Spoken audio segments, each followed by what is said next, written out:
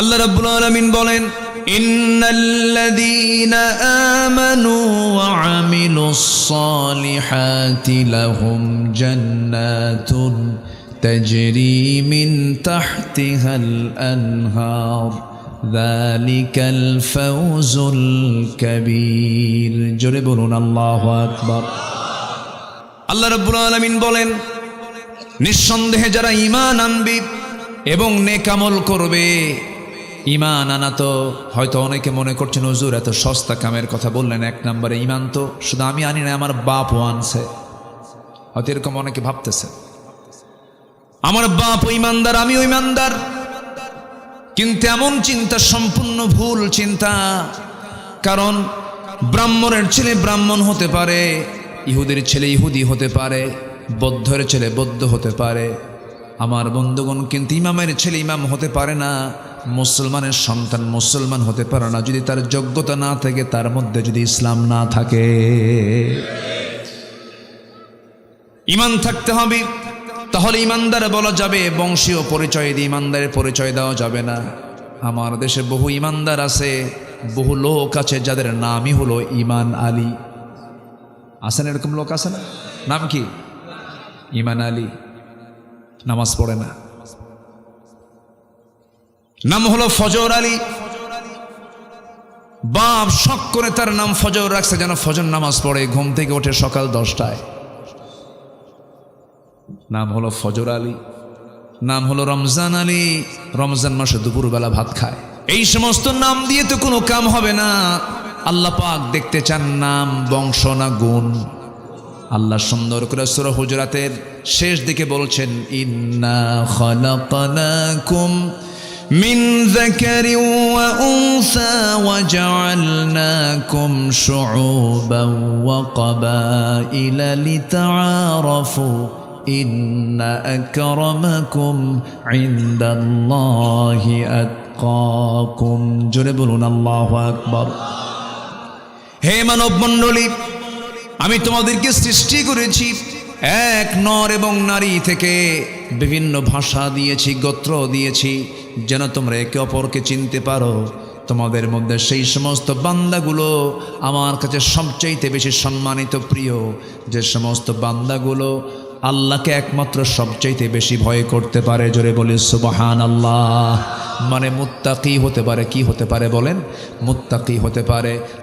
আমার বন্ধুগণ, তাহলে এক নম্বর সফলতার উপায় হলো ঈমান আনতে হবে, নেক আমল করতে হবে।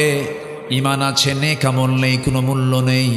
আবার নেক আমল আছে কিন্তু ঈমান নেই। পৃথিবীতে মুসলমান ছাড়া অনেক অমুসলিম জাতি আছে যারা অনেক নেক আমল করে।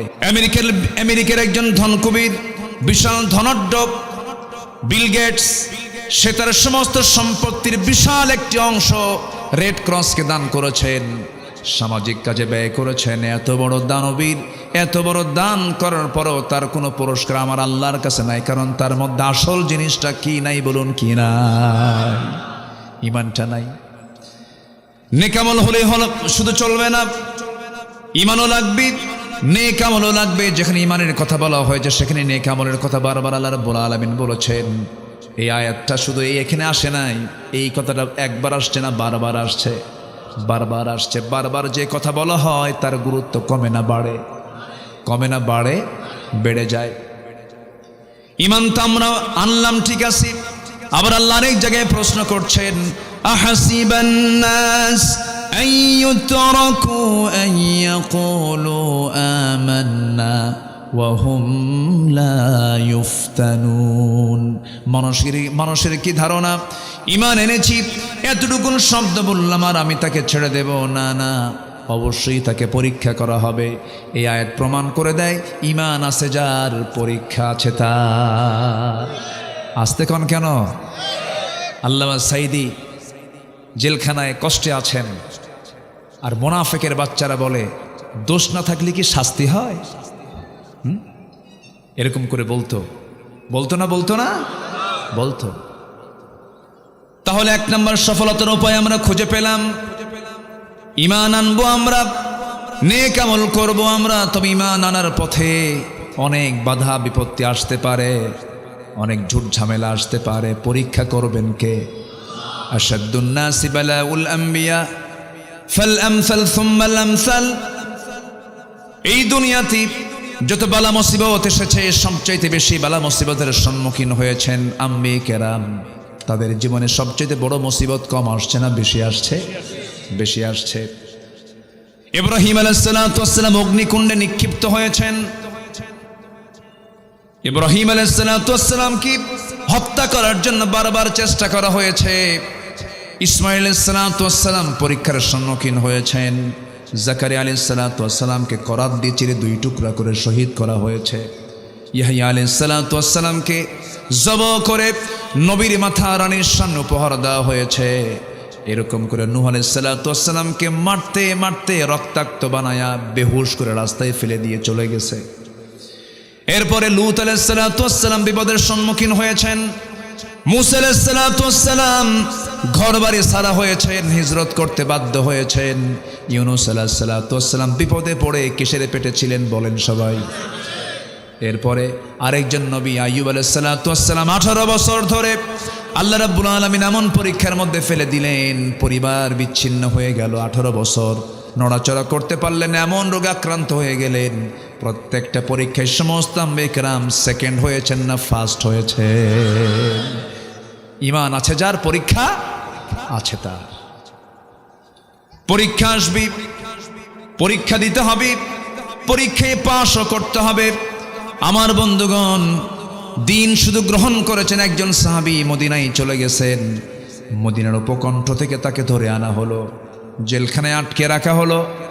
মক্কার কুরাইশের সবাই মিলে বলল, সন্তান আছে, ছেলে আছে, মেয়ে আছে, বউ আছে, বাচ্চা আছে, দিনটা ছেড়ে দাও, ইসলামটাকে ছেড়ে দাও। ওই সাহাবী বললেন, তোমরা আমাকে দিন গ্রহণ করাকে হয়তো তুচ্ছ মনে করতেছো, তোমরা কি জানো এই দিনকে রক্ষা করতে গিয়ে, ইমানকে রক্ষা করতে গিয়ে অবলীলায় হাসতে হাসতে জীবন দিব, কিন্তু ইমান কারো কাছে বিক্রি করতে পারবো না। শেষ পর্যন্ত করা হলো কি, জেলখানা আটকে রেখে খাবার বন্ধ করে দেওয়া হলো। সেই সাহাবীর নাম হলো খুবাইব ইবনে আদি রাদিয়াল্লাহু তাআলা আনহু। শেষ পর্যন্ত খাবার বন্ধ করলে হবে কি, খুবাইবকে আল্লাহ রাব্বুল আলামিন খাবারের জন্য জান্নাতের খাবার বাজেট পাস করলেন। শেষ রাত যখন হয়ে যেত, তার সামনে কি যেন ঝুলন্ত আঙ্গুরের ছড়া ঝুলায় রাখতে তিনি খেতেন। জীবনের শক্তি তিনি সেখান থেকে ফেরত পেতেন। সুন্দর করে 3-4 মাস ধরে খাবার বন্ধ করে দিয়েছে ওরা, আল্লাহ নিজে তার খাবারের বন্দোবস্ত করে দিয়েছেন। টের পেয়ে গেল ওরা, বুঝতে পেরেছে খুবাইবকে না খেয়েও মেরে ফেলা সম্ভব নয়, অতএব খুবাইবকে আমরা দুনিয়া থেকে বিদায় করেই দেব, ওকে তারা ফাঁসি কাস্টে ঝুলিয়ে মেরে ফেলবে। এমন সিদ্ধান্ত যখন তারা নিয়ে ফেলেছে, শেষবারের মতো এসে বলল, খুবাইব ইমানটা ছাড়ো, ইমানটা বাদ দিয়ে দাও। তিনি বললেন, না রে না, আমরা তোমাকে মেরে ফেলে দেব, মেরে ফেলে দাও। তোমার শেষ ওসিয়ত বলতে কোনো কিছু আছে নাকি বলো, তোমার শেষ ইচ্ছা পূরণ করব। পরিবারকে দেখতে চাও নাকি? সঙ্গে সঙ্গে তিনি মুচকি হাসি মেরে বললেন, দুনিয়ার কারোর সঙ্গে আমার দেখা করার প্রয়োজন নাই, তোমরা যদি আমাকে দেখা করতে দাও, অজুর পানি দিলে পরে অজু বানায় আমি নামাজের মধ্যে আল্লাহর সঙ্গে দেখা করতে চাই। অজুর পানি দেওয়া হলো, অজু বানালেন, নামাজে দাঁড়ালেন। প্রথম রাকাত খুব মনোযোগ দিলেন, আস্তে আস্তে করে পড়ছিলেন। দ্বিতীয় রাকাতে মনোযোগ ঠিকই ছিল, কিন্তু মনে মনে চিন্তা করলেন, নামাজটা লম্বা করলে কাফের মুশরিকরা ভাবতে পারে খুবাইব বুঝি মৃত্যুর ভয়ে নামাজকে লম্বা করতেছে। একটু তাড়াহুড়ো করে নামাজ পড়লেন, সালাম ফিরলেন, দুটো হাত আকাশের দিকে তুলে আকাশের মালিককে লক্ষ্য করে বলছেন, আকাশের মালিক আল্লাহ, আজকে 4 থেকে 5 মাস গত হতে চলল, নবীজির চাঁদ মাখা চেহারা আমি দেখতে পাই না, নবীজির সঙ্গে কথোপকথন হয় না। আমি যদি দুনিয়া থেকে বিদায় হয়ে যাই, আমার বিদায়ের খবরটা আল্লাহ আমার নবীর দরবারে তুমি আল্লাহ পৌঁছায়া দিও, আমার বিদায়ী সালামটা দিয়ে দিও। এই কথা বলেই করলেন কি, দেরি করলেন না, ফাঁসির মঞ্চের দিকে দৌড়া যাচ্ছেন, শুলে কাষ্টের দিকে দৌড়া যাচ্ছেন।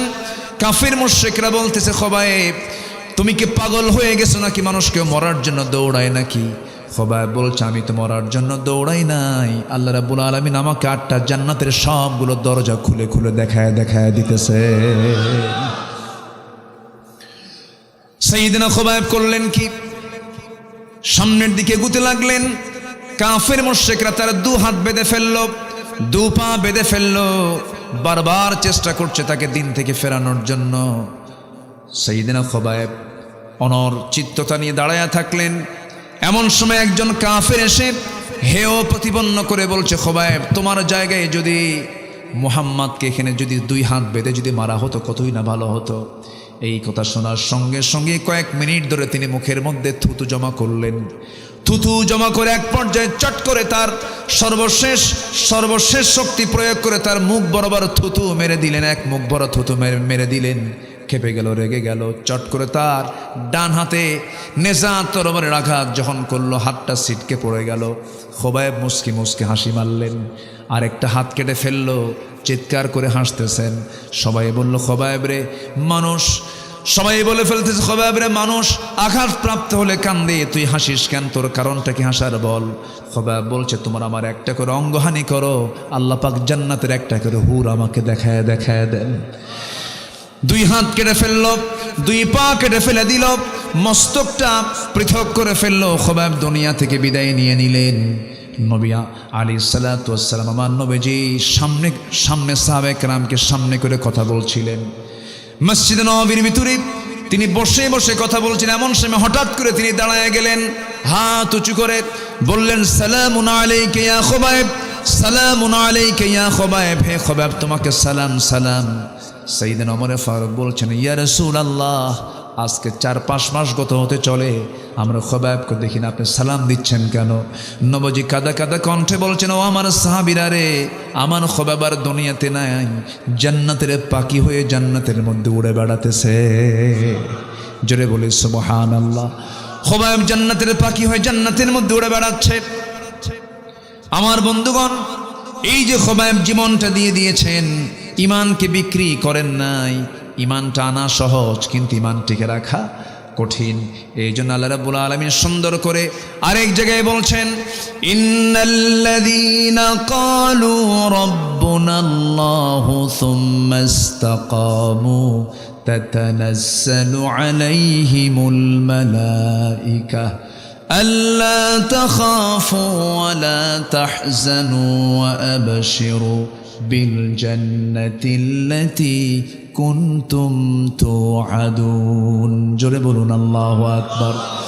নিঃসন্দেহে যারা বলবে আমার রব আল্লাহ, আমার আইনদাতা আল্লাহ, আমার বিধানদাতা আল্লাহ, এবং সুম্মা ইসতাকামু তার উপরে অটল থাকবে, অবিচল থাকবে, আল্লাহ রাব্বুল আলামিন ঈমানদারকে ওয়াদা করেছেন, তোমার জন্য আমি স্থায়ী জান্নাতের ওয়াদা করলাম। জোরে বলি সুবহানাল্লাহ। ঈমান আনবো এবং টিকে থাকার চেষ্টা করব। জোরে বলি ইনশাআল্লাহ। আরো জোরে বলি ইনশাআল্লাহ। আমার বন্ধুগণ, নেক আমল করতে হবে, ঈমানকে পাকাপোক্ত করতে হবে। আমার মা একটু খেয়াল রাখবেন, আল্লাহ পাক আপনাদের জন্য দৃষ্টান্ত দিয়েছেন 4 জন নারীর। একজন মারিয়াম বিনতে ইমরান আলাইহিস সালাতু ওয়াস সালাম, আরেকজন ফেরাউনের বউ। কে বলেন? ফেরাউন পত্নী আসিয়া নামটা আসে নাই, ইমরাতা ফিরাউন এসেছে, ইমরাতা ফেরাউন এসেছে। ফেরাউনের স্ত্রী আসিয়ার দৃষ্টান্ত আল্লাহ রাব্বুল আলামিন কেন দিয়েছেন, কি জন্য দিয়েছেন মা?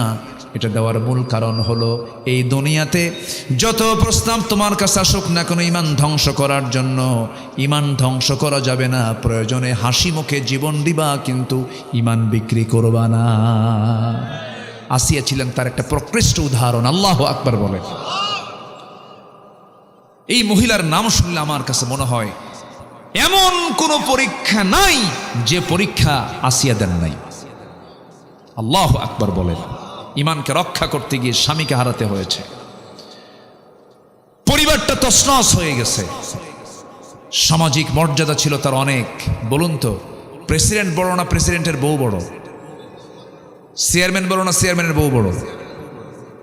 বউ বড়। আপনার বউকে তো ভালোই বড় মনে করেন দেখি, ভালো তো। হ্যাঁ, হাসতেছে মুরব্বী। কন ভালো করে কন, চেয়ারম্যান বড় না চেয়ারম্যানের বউ বড়? বউ বড়। হ্যাঁ,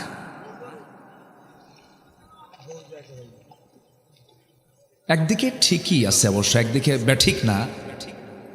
কোন লোকটা বইয়ের কথা শোনে না বলেন তো? সবাই শোনে। শোনেন না আপনারা? শোনেন না? আস্তে আস্তে কয়, বইয়ের কথা শোনেন না আপনারা? তো আস্তে আস্তে কোন কেন? এই শোনেন না,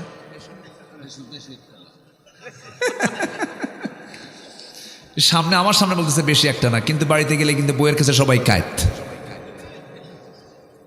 শুনতে হয়, বউকে ভয়ও করতে হয়। এই ভয় মানে সেই ভয় না, এটা হচ্ছে সম্মান। এটা কি বলেন তো? সম্মান। তার কাছে আমার সম্মান জড়িত, আমার কাছে তার সম্মান জড়িত। হুন্না লিবাসুল লাকুম ওয়া আনতুম লিবাসুল লাহুন্না। আল্লাহ তাআলা এই সম্পর্কে এমন সম্পর্ক করে দিয়েছেন, মাওয়াদ্দাতা ওয়া রাহমা, ভালোবাসাও রেখেছেন, রহমতও রেখেছেন। আল্লাহু আকবার বলেন। একমাত্র বিবাহিত সম্পর্কের ভিতরে রহমত থাকে, আর বাকি যত সম্পর্ক যে আছে না, কলেজের বারান্দায় বারান্দায়, গাছের গোড়ায় গোড়ায়, জোড়ায় জোড়ায়, সিপাই সিপাই, জোড়া জোড়া আছে না, এরকম আছে না? ওখানে কি ভালোবাসা নাই? আছে, কিন্তু এই ভালোবাসায় কোনো রহমত আসতে পারে? রহমত ওটা নোংরামি, ওখানে অসুখ, অশান্তি, বিশৃঙ্খল, খুন, জেনা এগুলো জড়িত। এগুলোতে যাওয়া যাবে না। আমরা অবৈধ চাই না, বৈধ চাই। বলেন, অবৈধ চাই না, বৈধতা চাই।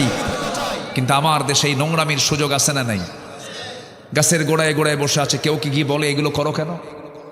আজ থেকে বলে, কেউ বলে কেন? বলে না। প্রচলিত আইনে এটা কোনো দোষণীয় নয়। যদি দেশের আইনে যদি দোষণীয় হতো, কোন পুরুষ কোন পরনারীর সাথে বসার কোনো সুযোগ পেত না। অথচ আল্লাহ তাআলা বলেন, ওয়ালা তাকরাবুজ জিনা ইন্নাহু কানা ফাহিশাতাও ওয়া সাআ সাবিলা। তোমরা জেনার নিকটেই যেও না, জেনার নিকটেই যেও না, ধার কাছেই যেও না। ধার কাছে মানে কি? Messenger, imo, Line, Viber, WhatsApp, Instagram, Telegram, group message, chatting, এগুলো আছে না নাই বলেন তো? এগুলো করা যাবে না। মিটিং করা যাবে না, ডেটিং করা যাবে না। এগুলো হচ্ছে সব ওয়ালা তাকরাবুজ জিনা, জিনার নিকটবর্তী কাজ। এই কাজকে প্রমোট করার জন্য এই দেশের নাটক সিনেমা আছে না নাই? বলেন, নাটক সিনেমায় কি প্রেম, নোংরামির অনুমোদন আছে না নাই বলেন তো? আচ্ছা, এগুলো করছে আজকে, হরদম করছে। আল্লাহ তুমি এই নোংরামি থেকে জাতিকে হেফাজত করো, জোরে বলি আমিন। আসিয়া আলাইহিস সালাতু ওয়াস সালামের কথা বলছিলাম, কি ঈমান তার ছিল। তিনি ঈমান আনছেন, ফেরাউন জানতো না। ফেরাউন জানা মাত্রই বলে ফেললো, আসিয়া কি যেন শুনলাম তুমি নাকি ঈমান এনেছো। জবাবে আসিয়া আলাইহিস সালাতু ওয়াস সালাম বলছেন, আপনি সন্দেহ করে বলছেন কেন, অনুমান করে বলছেন কেন?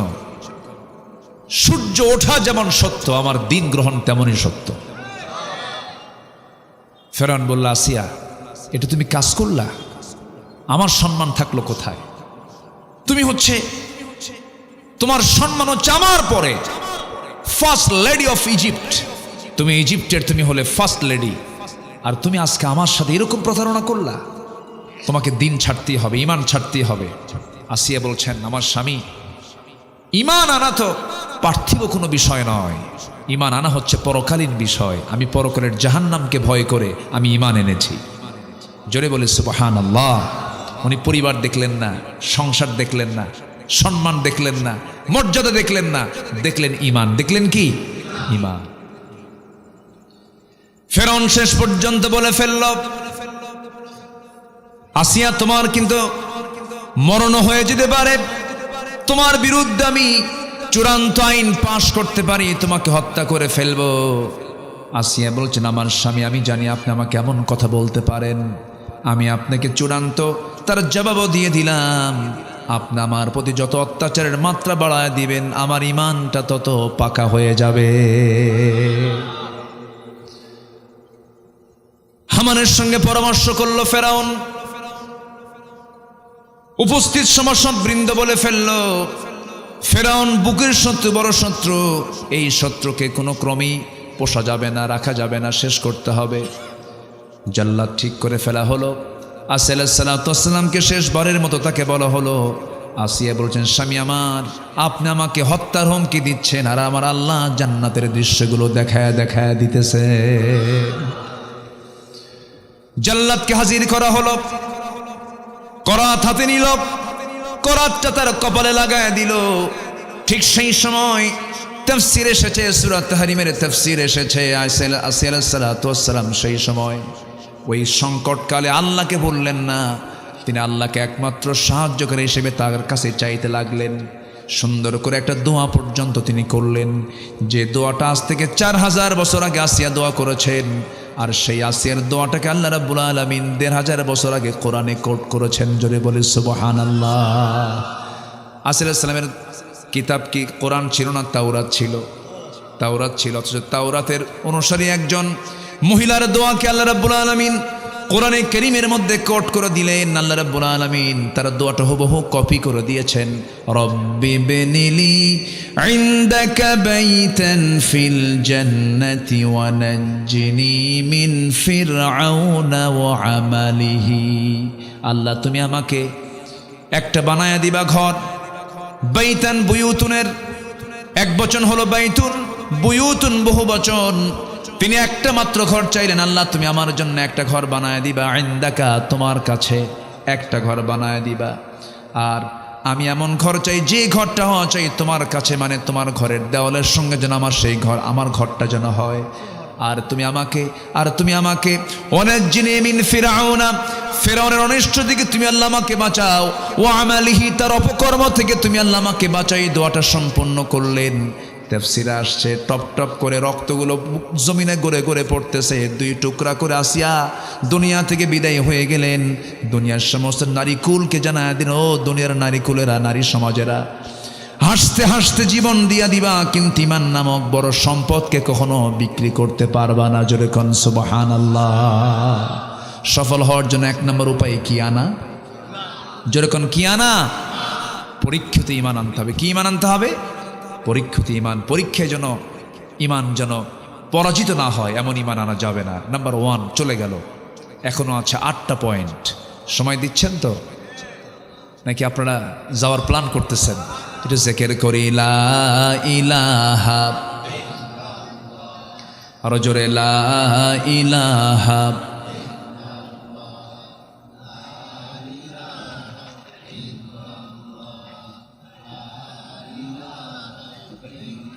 আরো জোরে লা ইলাহা, আরো জোরে লা ইলাহা, সুবহানাল্লাহ আলহামদুলিল্লাহ লা ইলাহা, আরো জোরে লা ইলাহা, লা ইলাহা ইল্লাল্লাহ মুহাম্মাদুর রাসূলুল্লাহ সাল্লাল্লাহু আলাইহি ওয়াসাল্লাম। আমি বেশি দেরি করে ফেলেছি না নাকি? কষ্ট হচ্ছে আপনাদের? আর একটু সময় থাকেন, আমি পয়েন্টগুলো অন্তত শর্ট করে হলেও বলে ফেলি। একটু বসুন। এত সুন্দর মানুষ আপনারা। কি থানার নাম জানো এটা? মোড়েল, মোড়েলগঞ্জ। মোড়েল মানে কি? মোড়লগঞ্জ। ও আচ্ছা, একটা ব্যক্তির নাম। জি বুঝতে পারছি। সুন্দর। বাগেরহাট তো মাশাআল্লাহ, বাগ মানে হলো জান্নাত, জান্নাতের হাট। বলি আলহামদুলিল্লাহ। বাগে জান্নাহ বলেন না, বাগান, বাগান এটা বাগানই তো। এত সুপারি আর কি বলে নারিকেল গাছ, মাশাআল্লাহ। বলি আলহামদুলিল্লাহ। সবুজ, শুধু সবুজ দেখেরা। পাশে নদী আছে। কি নদী? পানগুচি নদী। হ্যাঁ, কচা নদী চিনি, কচা নদী চিনি। বলেশ্বর আছে। শুধু নদী আর নদী তো এলাকায়। বলি আলহামদুলিল্লাহ। আমি যখন এইখানে এসে গাড়িতে নামলাম, বাতাসটাই অন্যরকম। এত স্বচ্ছ নির্মল বাতাস, এত সুন্দর দেশ আমার। বলি আলহামদুলিল্লাহ। জোরে বলি আলহামদুলিল্লাহ। আমি বছর 2 আগে কাতারে গিয়েছিলাম। তো কাতারে গিয়ে দেখি কোথাও কোনো গাছ নাই, সবুজ নাই, সবুজ নাই, সবুজ দেখাই যায় না। আর আমার দেশে কি আছে? সবুজ। এই সবুজায়নের জন্য কোটি কোটি ডলার বরাদ্দ করে সেই দেশগুলো। তো কাতারে কোথাও পানি নাই, কি বলে কোথাও সবুজ নাই। তো দেখি একটা এলাকা পুরোটা গ্রিন জোন বানায় ফেলছে, পুরোটাই সবুজ, গাছগাছালি অনেক। আমি লক্ষ্য করি নাই, নিচের দিকে তাকাই, বললাম যে এত গাছ এখানে কেমনে হলো? তো বলছে হুজুর নিচের দিকে তাকায় দেখেন স্যালাইন লাগানো। কি লাগানো আছে? স্যালাইন মানে হচ্ছে ট্যাপ লাগানো, যে কলগুলো লাগানো, ওখানে সকাল বিকাল পর্যাপ্ত পানির ব্যবস্থা সেখানে আছে। এবং বলতেছে যে গাছের উপরেও প্রত্যেক দিন হেলিকপ্টার করে ঝর্ণার মতো করে বৃষ্টির মতো করে পানি দেয়। এরপরও গাছ চিত হয়ে পড়ে, বাঁচে না, বাঁচান খুব কঠিন হয়ে যায়। আর আমার দেশে এমন মাটি, এটা ছোট্ট বাচ্চা আগের দিন পেয়ারা খাইছে অথবা কাঁচামরিচ খাইছে, পেয়ারার কাঁচামরিচ খাইয়া যদি পরের দিন পায়খানায় যায়, 3 মাস পরে ওটার খোঁজ নেবেন, দেখবেন নয় মরিচ গাছ হয়েছে। আমি কি ভুল বলতেছি ভাই বলেন তো? কি মাটি এটা, সোনার চেয়েও খাঁটি। শুধু সৎ নেতৃত্বের সংকট। আপনি কি জানেন আমার দেশের মাটিটা কত উর্বর? কি নাই আমার দেশে? এমন কোন খনি নাই যে খনি আমার দেশে নাই। সম্পদে ভরা,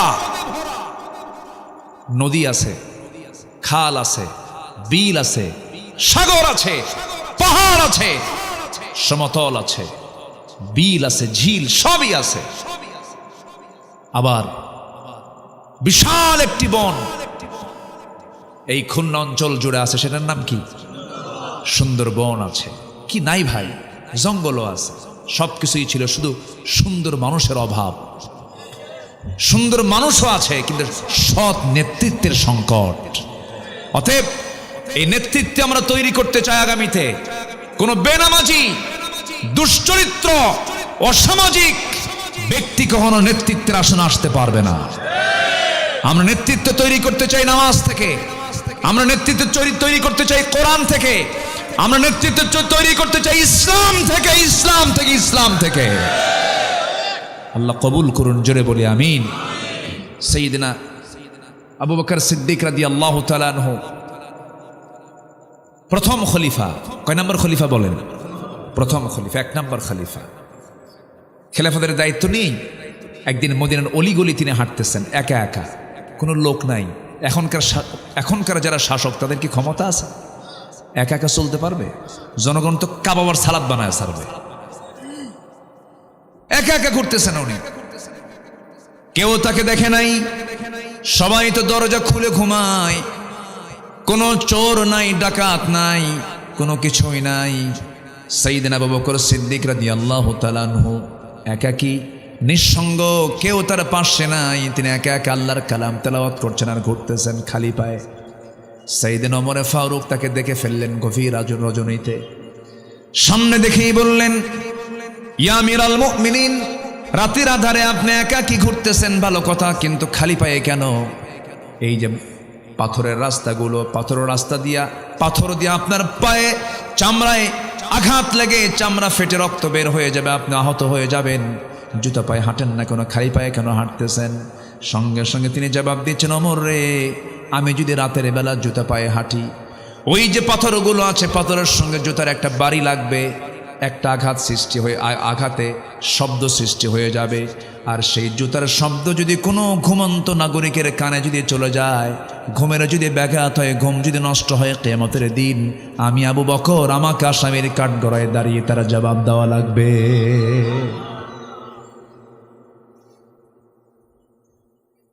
খেলাফতের দায়িত্ব তিনি গ্রহণ করেছেন।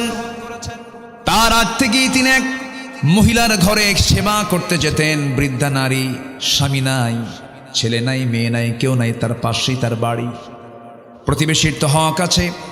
ওই মহিলার ঘরে গিয়ে তিনি রান্না বান্না করে দিতেন, কাপড় চোপড় ধুয়ে দিতেন, খাবার জোগাড় করে দিতেন। প্রত্যেকটা রাত্রি তিনি যেতেন। খেলাফতের দায়িত্ব গ্রহণ করার পর তিনি নিয়মিত যেতেন। সাইয়েদনা আবু বকর সিদ্দিক রাদিয়াল্লাহু আনহু প্রত্যেক রাতে এই কাজটা করতেন। ওমর ফারুক চিন্তা করলেন, দেখিতে এই খেদমতটা আমি করা যায় কিনা। উনি দরজার কাছে চলে গেলেন, দরজায় নক করলেন, নক করে বললেন, বুড়িমা, আপনার খেদমতের জন্য আমি এসেছি, দরজা খুলে দিন, আপনার খেদমত করে যাব। সঙ্গে সঙ্গে জবাব আসলো ভিতর থেকে, খেদমতের কোনো প্রয়োজন নেই, কারণ কিছুক্ষণ আগে একজন খেদমত আমার করে চলে গেছে। ওমরে ফারুক মনে মনে চিন্তা করেন, এই মক্কা নগরে কোন মানুষটা আছে এই মহিলার খেদমত করতে আসলাম, আর তাকে দেখতে হবে, চিন্তা হবে। ওই মহিলার ঘরে তার পাশে তিনি ওঁত পেতে দাঁড়ায় থাকলেন। পরপর 3 রাত 2 রাত খুঁজে পেলেন না। তৃতীয় রাত্রিতে হঠাৎ করে দেখতে পেলেন কে যেন খালি পায়ে ভিতরে চলে গেল। খালি পায়ে কে হাঁটে? কে হাঁটে? আবু বকর। টের পেলেন না, অপেক্ষার প্রহর গুনতে লাগলেন। কে ঢুকলো দেখি তো, ভিতর থেকে বেরোতে হবেই। যখন বের হতে নিয়েছেন, চট করে পিছন থেকে হাতটা চেপে ধরে বলছেন, আপনি কে? তাকায় দেখে কেউ না, রাষ্ট্রের প্রধান ব্যক্তি সেখানে। যেরকম সুবহানাল্লাহ। সঙ্গে সঙ্গে বললেন, আমিরুল মুমিনিন, সব কাজ আপনি একাই করবেন, দিনে জনগণে ব্যস্ত থাকবেন, রাতের বেলা আপনি ঘুম নষ্ট করে এরকম কাজগুলো করলে আপনি অসুস্থ হয়ে পড়বেন। সাইয়েদনা আবু বকর বলছেন, ওরে ওমর, হাসরের ময়দানে আমার বোঝা তোমার পিঠে যাবে না, তোমার বোঝা আমার পিঠে আসবে না, আমাকে খেদমতগুলো করতে দাও। 2টা বছর একটানা মহিলার খেদমত করেছেন, কাউকে চান্স দেন নাই। ইন্তেকাল হলো তার। ইন্তেকাল হওয়ার পরে দ্বিতীয় খলিফার দায়িত্ব গ্রহণ করলেন সাইয়েদনা ওমর ফারুক রাদিয়াল্লাহু তাআলা আনহু। দায়িত্ব গ্রহণ করার সঙ্গে সঙ্গে তার মনে হয়ে গেল, প্রথম খলিফার তো ইন্তেকাল হয়েছে, ওই মহিলার তো খেদমত করার জন্য কেউ যায় নাই মনে হয়। খেদমত করার জন্য আসছেন তার ঘরে, দরজায় নক করেছেন, মহিলার জানা নাই। প্রথম খলিফার ইন্তেকাল হয়ে গেছে, চোখে দেখতেন কম, বুড়ি মানুষ, কেউ তাকে সঙ্গত দেয় নাই। রাতের আধারে ঘরের মধ্যে ঢুকি সাইয়েদনা ওমর ফারুক খেদমত করলেন। সব কিছু জোগাড় পরিষ্কার পরিচ্ছন্ন করে দিয়ে যখন ঘর থেকে বের হয়ে আসলেন, মহিলা খেতে বসেছেন, সামনে কিছু খেজুর ধুয়ে রাখা। অনেকগুলো খেজুর থেকে একটা খেজুর যখন মুখের মধ্যে নিয়েছেন, যখন তিনি খাওয়া শুরু করেছেন, বিসমিল্লাহ বলেছেন, সঙ্গে সঙ্গেই দাঁতের নিচে খেজুরের বিচিটা পড়ে গেছে। খেজুরের বিচি পড়ার সঙ্গে সঙ্গে তিনি ইন্না লিল্লাহ বলে কান্নায় ভেঙ্গে পড়লেন। কান্নায় ভেঙ্গে পড়ে বলছেন, বুঝতে পেরেছি আমার আসল খাদেম আবু বকর আর দুনিয়াতে নাই। আমার আবু বকর যদি খাদেম বেঁচে থাকতো, অবশ্যই সে আমার খেজুরগুলো যখন আমার সামনে রেখে যেত, খেজুরের শুধু ধুয়ে যেত না, খেজুরের বিচিগুলো ফেলে দিয়ে আমার সামনে খাওয়ার জন্য সহজ করে রেখে যেত। যেরকম সুবহানাল্লাহ। আমরা কেমন শাসক কি চাই কি ভাই? আসতে কয় সবাইকে চান? সে শাসক হওয়া দরকার বেনামাজি না নামাজি? ইসলামী দলের নন ইসলামী দলের? বলেন তো, অন ইসলামী দলের কি শাসক কেমন হতে পারে নাকি? তারা তো গাঁজা খায়, শীত হয়ে পড়ে থাকে, মদের বোতল নিয়ে বসে থাকে, ঠিক কিনা? আমার বন্ধুগণ, সফলতার উপায় কি? 9টা পয়েন্টে কথা বলতে চাচ্ছিলাম, মাত্র একটা পয়েন্ট শেষ হলো। বলুন তো, এই যে মাহফিল 3 দিন হচ্ছে, আমার দরকার আরো কয়দিন?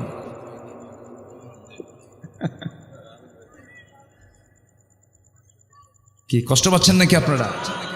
বলি আলহামদুলিল্লাহ। আমি কি শেষ করে দেব? আলোচনা চলুক। জি, জোরে বলি ইনশাআল্লাহ। কি করি, ঘড়ি তো খুব দ্রুত ঘুরতেছে দেখতেছি। জি, নাম্বার 2 হচ্ছে পরিশুদ্ধিতা। পরিশুদ্ধিতা হচ্ছে নাম্বার 2 সফলতার উপায়। কিসের পরিশুদ্ধিতা, কিসের শুদ্ধতা? এটা হচ্ছে বাহিরের না ভিতরেরটা? বলেন, বাহিরের না ভিতরেরটা? ভিতরেরটা। আত্মশুদ্ধি, তাসকিয়াতুন নফস, তাসকিয়াতুন নফস। আল্লাহ রাব্বুল আলামিন বলেন, قد أفلح من تزكى وذكر اسم ربه فصلى بل تؤثرون الحياة الدنيا والآخرة خير وأبقى إن هذا لفي الصحف الأولى صحف إبراهيم وموسى جربون الله أكبر। ওই বান্দা সফল হয়েছে যে মন্ত্রী হলো না, যে এমপি হলো না, কোটিপতি হলো না, মাস্টার্স পাস করেছে না। আল্লাহ বলছেন সেই বান্দাই সফল হতে পেরেছে। কদ আফলাহা মান তাযাক্কা, যে ব্যক্তি নাফসকে শুদ্ধ করতে পেরেছে। ওয়া যাকারা ইসমা রাব্বিহি, যে রবের নামের জিকির করতে পেরেছে। ফাসাল্লা, এবং নামাজ পড়তে পেরেছে, সেই বান্দা সফল। 3টা কাজ। কয়টা কাজ বলেন? এই আয়াতের মধ্যে 3টা কাজ, এই সূরার মধ্যে 3টা কাজ। এর মধ্যে 1 নাম্বার হলো যে বান্দা তাজকিয়াতুন নফস করতে পেরেছে, নফসের শুদ্ধতা আনতে পেরেছে। রোগের এই আত্মার অনেক রোগ আছে, নফসের অনেক রোগ আছে। লোভ একটা রোগ। লোভ আছে না নাই বলেন? আসতে বলবেন, আছে না নাই? লোভটা দিয়েছেন কে? আল্লাহই কিন্তু দিয়েছেন, কিন্তু সেই লোভটা হওয়া চাই অবৈধ লোভ না বৈধ লোভ? একটা নারীকে পাওয়ার লোভ আছে না নাই? একদম আস্তে আস্তে বলেন, মানে নাই মনে হয় আপনাদের? পুরুষ না আপনারা? আছে না নাই? এটা এখন পুরুষ পুরুষ মনে হচ্ছে।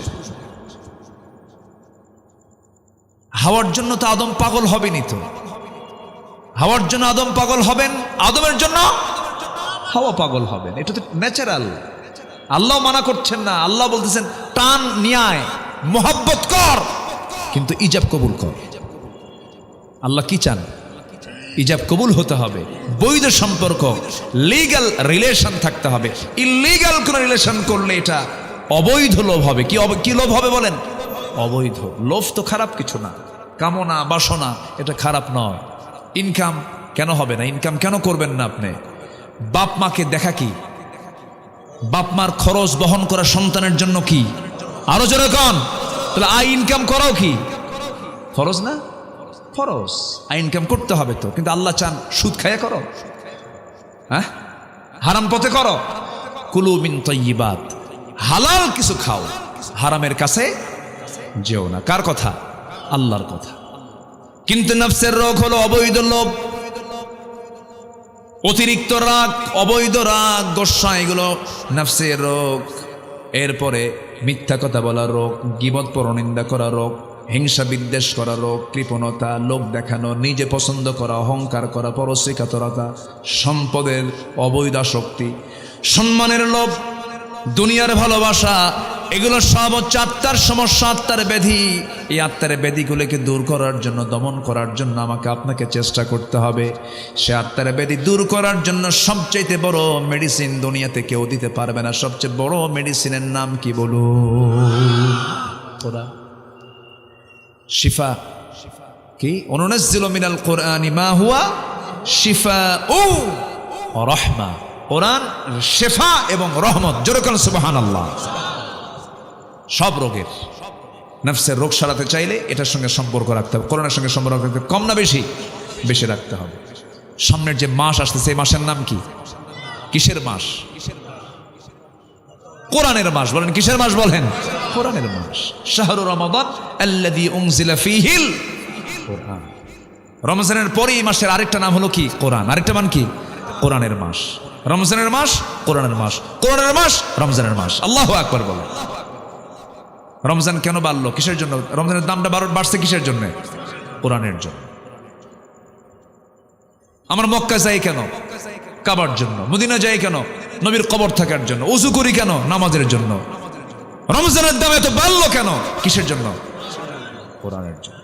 আমরা কোরআনটা পড়বো, জোরে বলি ইনশাআল্লাহ। শিক্ষা মন্ত্রণালয় 53 বছর ডিউটি পালন করেছে, কিন্তু এই জাতিকে কোরআন শিখাতে পারে নাই। কি আমি কি ভুল বলছি?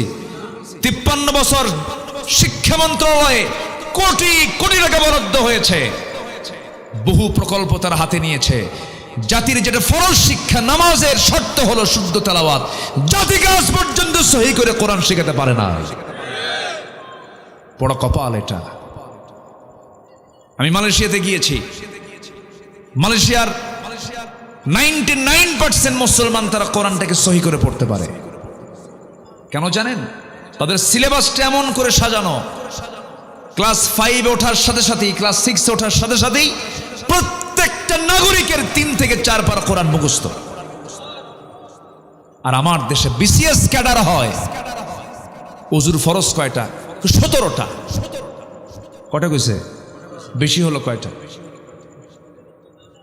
মাত্র 13টা বেশি কইছে।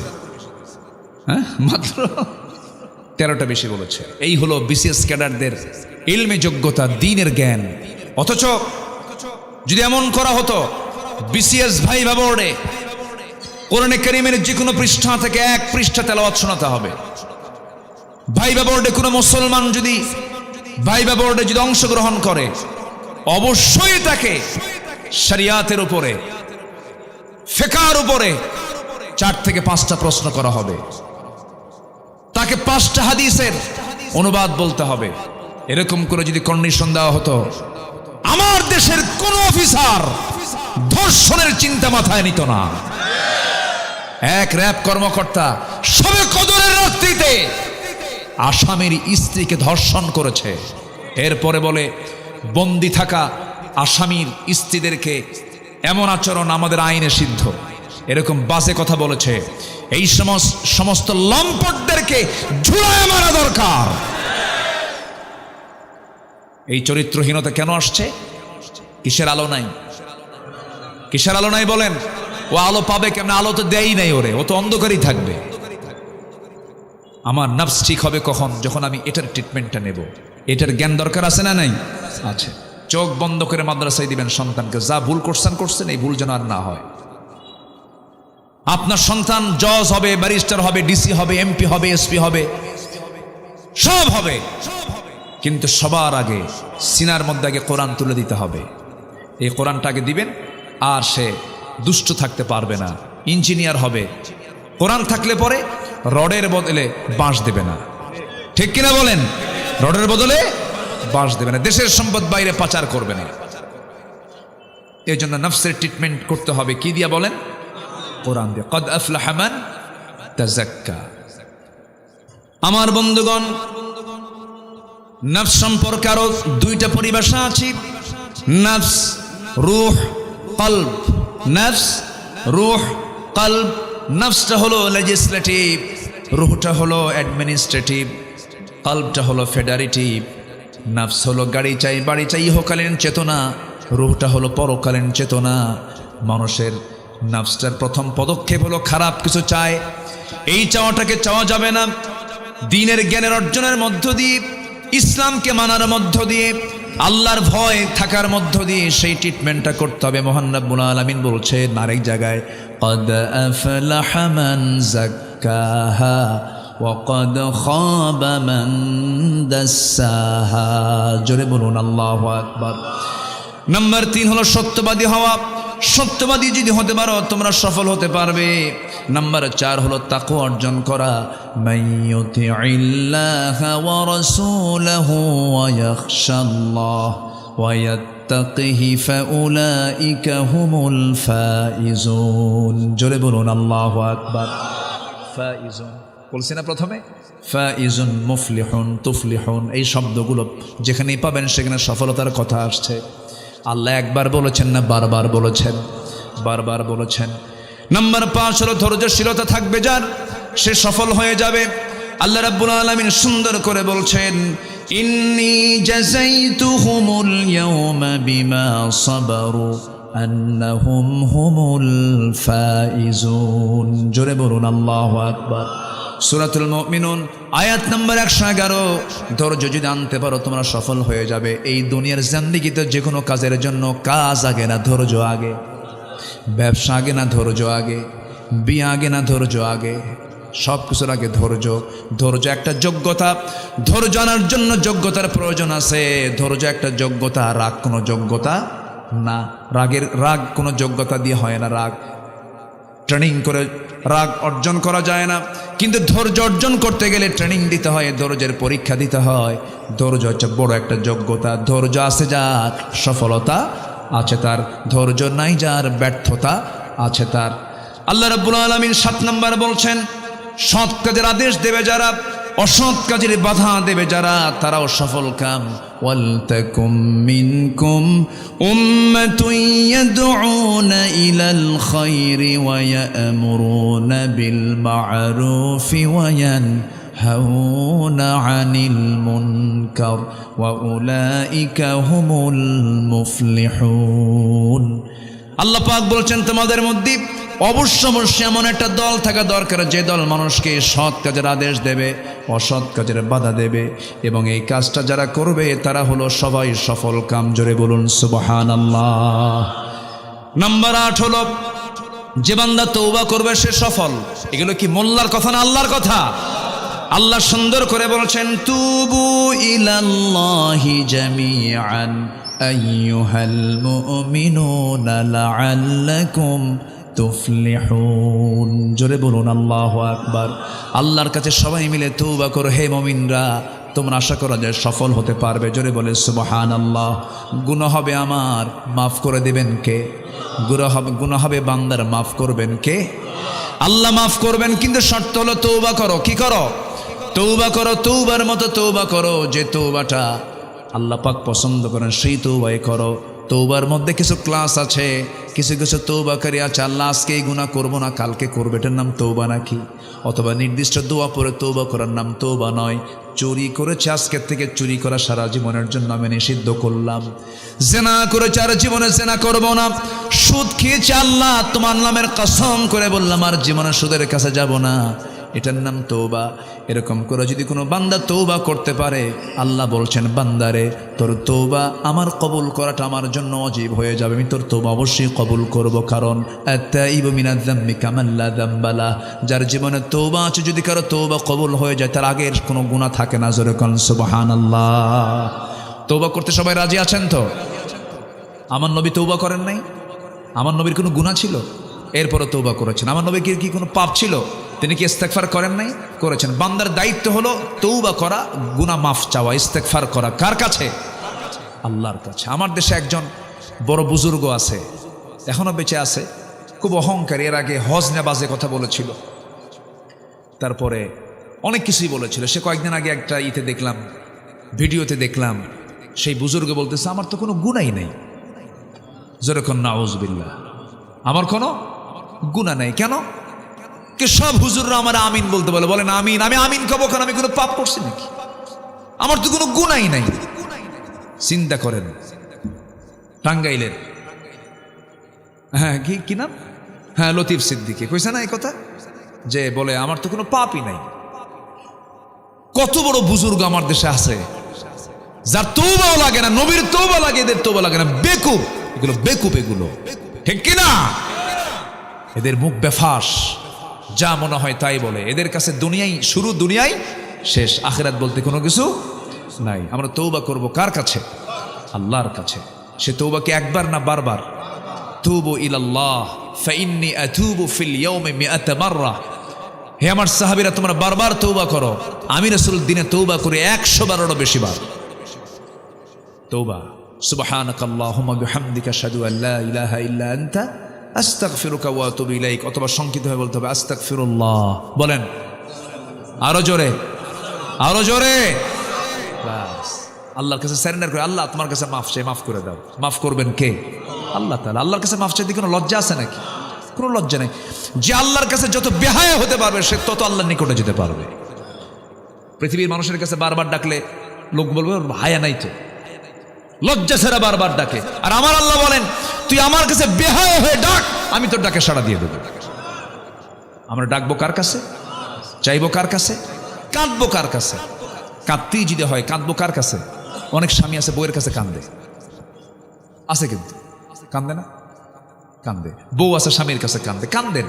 কিন্তু স্বামী যদি বউয়ের কাছে কান্দে, বউ মনে মনে করবে ওর ধান্দা আলাদা। বউ যদি কান্দে, স্বামী বলবে ওর ধান্দা আলাদা। ভাই ভাইয়ের কাছে কান্দলে ওর মতলব আলাদা। ও কোন উদ্দেশ্যে কান্দে দেখতো? পৃথিবীর কোনো মানুষ মানুষের কান্নার মূল্যায়ন দিতে পারবে না। একমাত্র চোখের পানির মূল্যায়ন দেবেন আমার আল্লাহ তাআলা, আমাকে দিবেন, আমাকে দিবেন। আল্লাহু আকবার বলেন। অতএব কাঁদতেই যদি হয়, লস প্রজেক্টে যাওয়ার দরকার নাই, কারো কাছে কান্দার দরকার নাই। কাঁদবো কার কাছে? আল্লাহর কাছে। আমার আল্লাহ সব দিয়ে দিবেন। বউ ভালো না, আল্লাহ আমার বউকে ভালো করে দাও।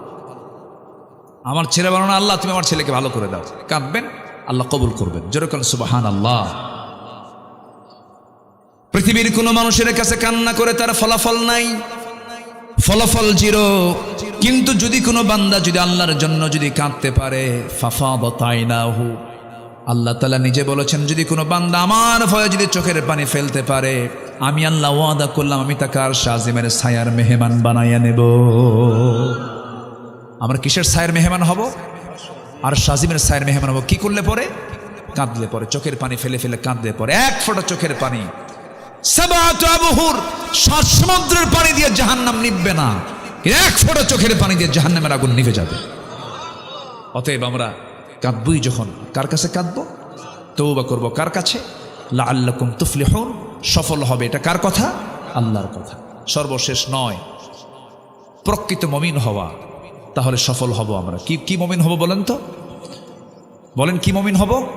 প্রকৃত মুমিন। মানে প্রকৃত মানে কি? যার মধ্যে মুমিনের গুণগুলো আছে, বেসিকটা আছে। কি আছে? বেসিকটা আছে, সে হচ্ছে প্রকৃত মুমিন। প্রকৃত মুমিন কাকে বলে? প্রকৃত মুমিনের সংজ্ঞা আল্লাহ দিয়েছেন, একটা সূরা শুরু থেকে লম্বা করে বলে দিয়েছেন এবং ব্যাখ্যা নিজেই দিয়েছেন, কথা নিজেই বলেছেন। একটু বলি, আমাকে সময় দিচ্ছেন তো নাকি?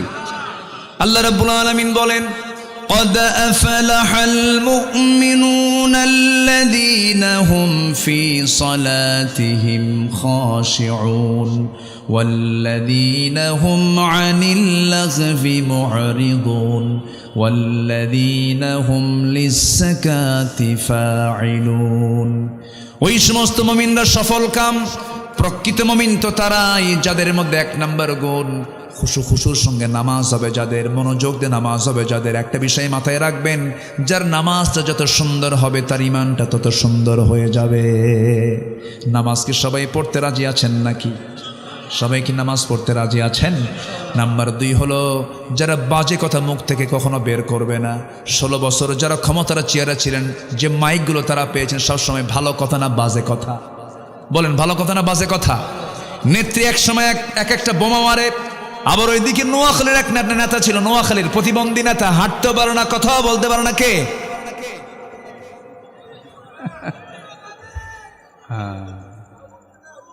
মাইক পাইলেই ঠ্যাস মারা কথা বলতো, আর বলতো একটা কথা, খেলা হবে।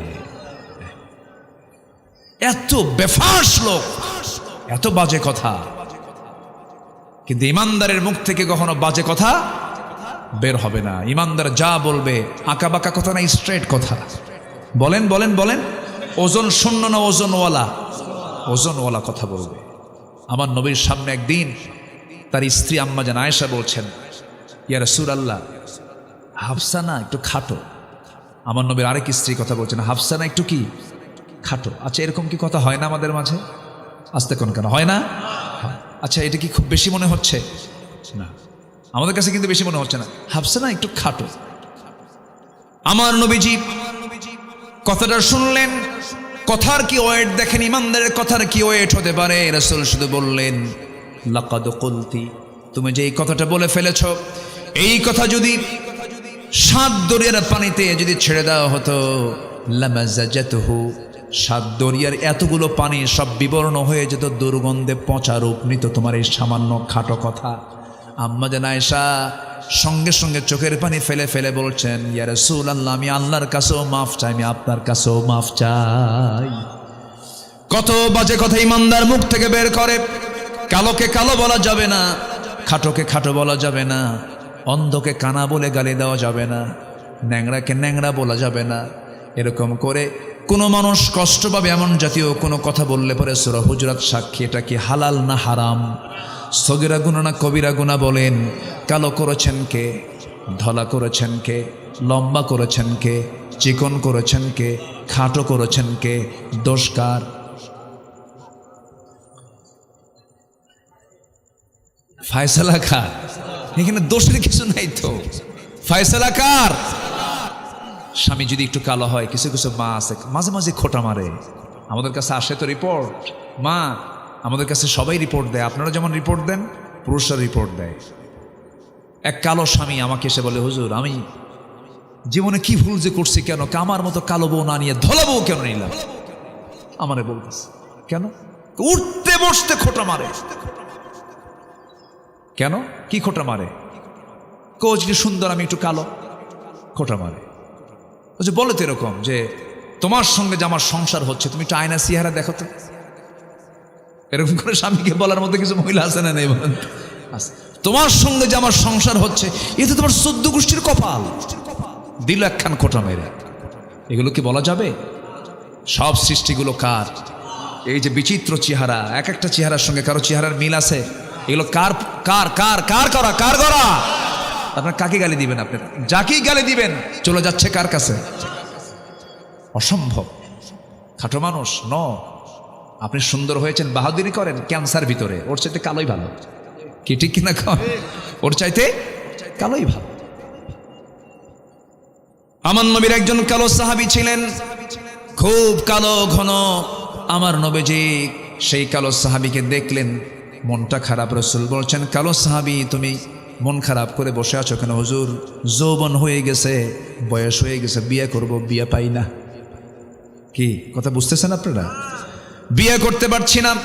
রাসূল বললেন কেন তুমি বিয়ে করতে পারো না হুজুর? কালো মানুষ কেউ পছন্দ করে না। রাসূল বলছেন না, ভুল কথা। সাহাবী, চিন্তা করো না, তোমার বিয়ের দায়িত্ব আমি রাসূল নিজে নিয়ে নিলাম। জোরে বলেন সুবহানাল্লাহ। আমার এক বন্ধু, তার বউটা কালো। আমি শুনছি এরকম। একদিন বললাম, বন্ধু তুমি তো চাঁদের মতো উজ্জ্বল চেহারা, তুমি কালো বউ বিয়ে করলা, কি ভালো লাগে? বন্ধু, আমার চোখে যে আমার বউ কত সুন্দর তুমি বুঝবা না। আসলে চরিত্রবান যারা চরিত্রবান তাদের কাছে কালো ধলা কোনো ফ্যাক্টর নয়, ঠিক কিনা বলেন? কিন্তু কিছু কিছু যুবক আছে যে ওই যুবকের মতো, এক যুবক বিয়ে করছে, বিয়ে করে আর 3 দিন পরে কান্দে, বউটা একটু কালো তো। তুমি কান্দো কেন? নতুন বউ ঘরে, তুমি কান্দো কেন? ভাই, লিটনের বউ দেখতে কত সুন্দর, আমার বউটা কালো হয়েছে, দেখেন নজর গেছে লিটনের বউয়ের দিকে। তাহলে এই নজর যদি খারাপ হয়, হাজার সুন্দরী ঘরে আসলেও কি তার মন? কখনই মনে মনে ভাবলেন আমার মেয়েটা তো অত্যন্ত সুন্দরী, চাঁদের মতো সুন্দরী, ফুটফুটে চেহারা, সুন্দর চেহারা, কিন্তু ছেলেটা তো কালো, কি যে হয়। দেখে মেয়েটাকে প্রস্তাব দেব। মেয়েটা ইতিমধ্যে দেওয়াল ঘেসে ঘেসে দাঁড়ায়া সব কথাগুলো শুনে নিয়েছে। মেয়ের কাছে গিয়ে বলছে, মা, একটা ছেলের রাসূল পাঠাইছেন, ছেলেটা কিন্তু কালো, তুমি কি করবে বলো? সঙ্গে সঙ্গে মেয়েটা কান্দে। বাপ বলছে, তুমি যদি কান্দো, অস্বীকৃতি যদি জানাও, বিয়ে দেব না। মেয়েটা আবার বলছে, বাবা তুমি ভুল বুঝেছ, নবীর পছন্দই আমার পছন্দ, কালো ছেলেটা আমার স্বামী হয়ে যাবে। রিজার্ভ ছিলেন না, হাসি খুশি ছিলেন, হাসি খুশি ছিলেন, ফ্রি মাইন্ডে চলতেন সবার সাথে। ছোট্ট বাচ্চা বসতো, বুড়া মানুষ এসে বসতো, সবার সঙ্গে মিশে মিশে কথা বলেছেন মুহাম্মদ সাল্লাল্লাহু আলাইহি ওয়াসাল্লাম। ফাবিমা রাহমাতিন মিনাল্লাহি লিনতা লাহুম ওয়ালাউ কুনতা ফাযযান গালিযাল কলবি লানফাদ্দু মিন হাওলিক ফাফু আনহুম মুস্তাগফির লাহুম ওয়াশাবিরহুম ফিল আমর ফাইযা আযামতা ফাতাওয়াক্কাল আলাল্লাহ। জোরে বলি আল্লাহু আকবার। আল্লাহ পাক বলছেন, রাসূল আপনি যদি রূঢ় হতেন, কঠোর হৃদয়ের যদি হতেন, আপনার সামনে কেউ আসতো না, আপনার সামনে থেকে সব দূরে দূরে থাকতো। কিন্তু আমার নবী এত বিনয়ী ছিলেন যে কোনো মানুষ নবীর সামনে এসে ভয় পেত না। জোরে বলেন সুবহানাল্লাহ। ফ্রি হয়ে কথা বলতো, কিন্তু বেয়াদব ছিলেন না কেউ, কোনো সাহাবী কেউ বেয়াদব ছিলেন না। শুধু একদিন সূরা হুজুরাতের এই প্রেক্ষাপটটা আমাকে খুব ভাবায়। একদিন সাইয়েদনা আবু বকর এবং ওমর রাদিয়াল্লাহু আনহু দুজন কথা বলতে বলতে, আমার নবীজি কথা বলছেন, এর মধ্যে তাদের দুজনের তর্ক বিতর্ক, আওয়াজটা নবীর আওয়াজের চাইতে বড় হয়ে গেছে। যখন বড় হয়ে গেছে, নবীজি খুব কষ্ট পাচ্ছেন, আরে আমি কথা বলি, আমার কথার চাইতে ওদের কথা বড় হয়। শুধু এতটুকু মনে করেছেন, আয়াত নাজিল হয়ে গেছে। আল্লাহু আকবার বলবেন না? তাহলে আদব দরকার আছে না নেই বলেন তো?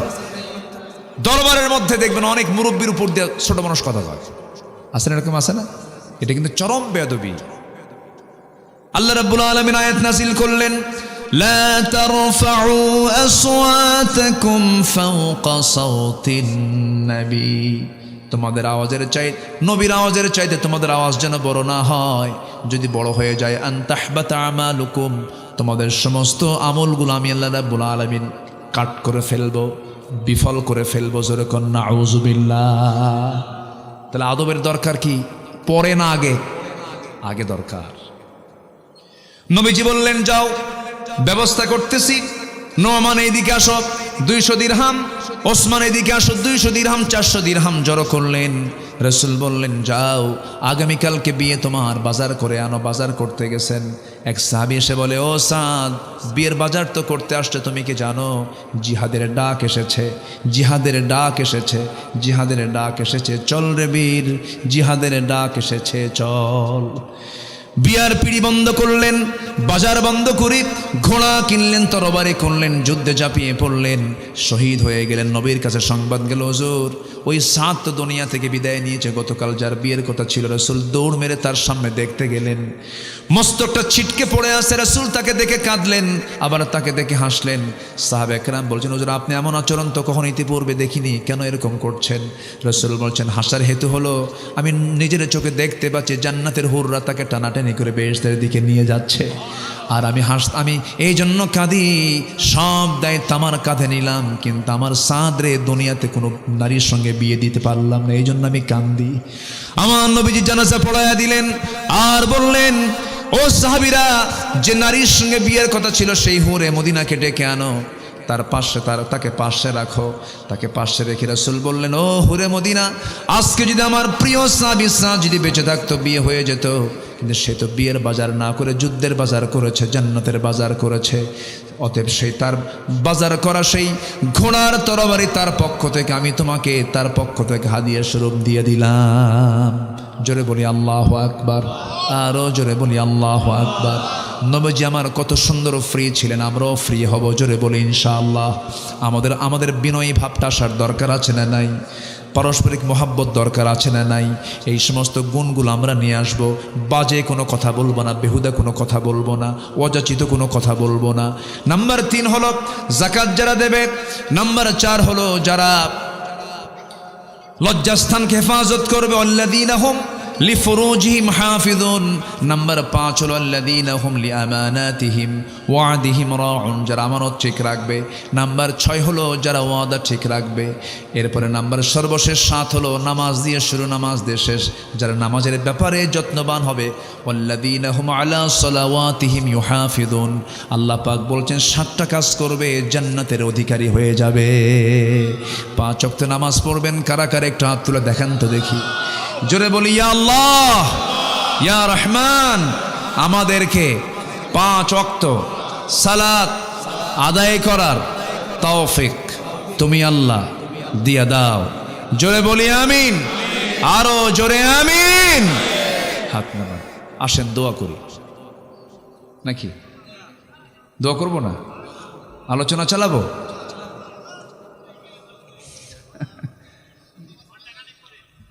ও ফজর নামাজ পড়ে যাবেন? আচ্ছা ঠিক আছে, ফজর নামাজ পড়ে আপনারা যান, আমি চলে যাই। খুব ভালো, জোরে বলি আলহামদুলিল্লাহ। আমি খুব খুশি হলাম যে মারা আসছেন। মাদেরকে একটু বলবো, আচ্ছা মায়েরা যদি নামাজ না পড়ে, আপনার বউ যদি নামাজ না পড়ে কি করবেন বলেন তো? কি কইছে? কি করবেন? বউ যদি নামাজ না পড়ে কি করবেন? বুঝায়ও কাম হয় না, তাহলে কি করবেন? হ্যাঁ, মার দিবেন? ওরে বাপরে বাপ, এই তো মার্ডার কেস দেখতেছি। বোঝাতে হবে। কেন বউ শুনবে না? আমার নবীর বউরা যদি কথা শুনতে পারেন রাসূলের, আমরা তার উম্মত না? অবশ্যই শুনবেন। আমাদের নবী তো নূহ না, আমাদের নবী তো লূত আলাইহিস সালাতু ওয়াস সালাম না। আমাদের নবী সিরিয়াল, আমাদের নবীকে মুহাম্মদ সাল্লাল্লাহু আলাইহি ওয়াসাল্লাম, নবীর উম্মত আমরা। নবীর বউরা কথা শুনেছেন, আমাদের বউরা কথা শুনবে ইনশাআল্লাহ। খন পিঠায় সোজা করবেন না, সুন্দর করে বসাবেন। নামাজ পড়ো, পড়বো না, পড়বো না, চুপচাপ শুনবেন, একটু আবেগী হবেন, বসবেন, দাওয়াতি কাজ করবেন। কু আনফুসাকুম ওয়া আহলিকুম নারা। ফজরের সময় উঠতে চায় না, আপনি গরম পানি করবেন, গরম পানি করে দিয়ে আস্তে করে ডাক দিয়ে বলবেন, শোনো তোমার জন্য গরম পানি করেছি, ওযুটা বানায় নাও। একদিন লজ্জা দিলেন, আর একদিন লজ্জা দিলেন। এরপরে বলবেন, শোনো এই যে তোমার আমার সম্পর্ক, একই ছাদের নিচে আমাদের যৌবনটা পার করে দিলাম। এই যে দীর্ঘ সময় চলে গেল, চুল দাড়ি পেকে গেল, তোমার চুলগুলো পেকে গেছে, তোমার যৌবনও চলে যাওয়ার পথে আমার যৌবন চলে যাচ্ছে। একসঙ্গে যেমন একই ছাদে থেকেছি, তুমি কি চাও না আমরা দুজন মিলে মরার পরে আমরা একই ছাদে জান্নাতের মধ্যে অবস্থান করি? ও আমার স্ত্রীর, আমি তো চাই তোমাকে জান্নাতেও পেতে। জান্নাতে গিয়ে একসঙ্গে শপিং করবো, একসঙ্গে ঘুরবো ফিরবো, একসঙ্গে আমরা সেখানে জান্নাতের খাবারগুলো খাবো, সন্তানগুলোকে নিয়ে চলবো আমরা জান্নাতের মধ্যে। তুমি কি চাও না?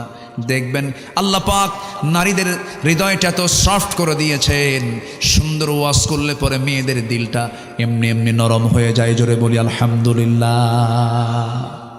দাওয়াত দিবেন, ওয়াজ করতে হবে। ওয়াজ করার দরকার আছে না নাই? আমার নবীর ওয়াজটা ছিল আগে বাইরে না ভিতরে। কাকে দাওয়াত দিয়েছেন? স্ত্রীকে দাওয়াত দিয়েছেন। কু আনফুসাকুম ওয়া আহলিকুম নারা। পরিবারকে আমরা দাওয়াত দেব। জোরে বলি ইনশাআল্লাহ। হয়েছে আজকে যা হয়েছে বলি আলহামদুলিল্লাহ। দোয়া।